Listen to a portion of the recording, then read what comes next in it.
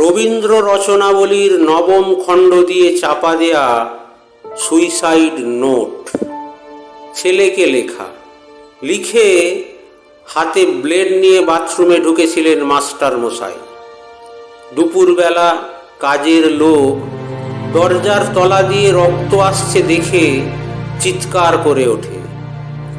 ছেলেকে লেখা এই তার প্রথম এবং শেষ চিঠি। অরণি, আমি বিশ্বাস করি সন্তান পবিত্র জলের মতো।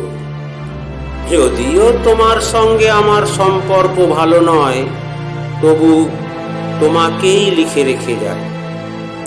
গত 2 বছর তোমার মায়ের চিকিৎসা বাবদ আমার যৎ সামান্য সঞ্চয় আপাতত নিঃশেষিত। চিকিৎসার ব্যয়ভার আমি আর নিতে পারছিলাম না। জীবনে তোমার টাকা ছুঁইনি, মরেও ছোঁব না। আমি আজীবন ছাত্র পড়িয়েছি, জ্ঞানত কোনো অন্যায় করিনি।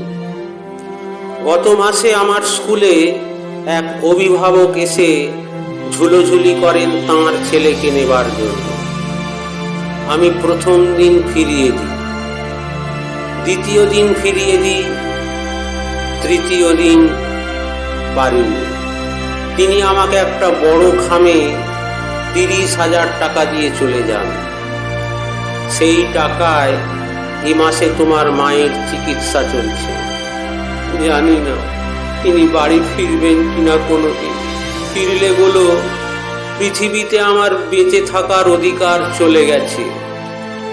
ইতি বাবা। যখন সারাটা দেশ দাঁড়িয়ে আছে ঘুষের টাকার ওপর, তখন রবীন্দ্র রচনাবলী দিয়ে চাপা দেয়া একটা সুইসাইড নোট। হাসপাতালে গাছের তলায় গা ছমছম করছিল। এগিয়ে গেলাম সাদা কাপড়ে ঢাকা মাস্টার মশাইয়ের দিকে, একটু বেরিয়ে থাকা পা দুটোর দিকে।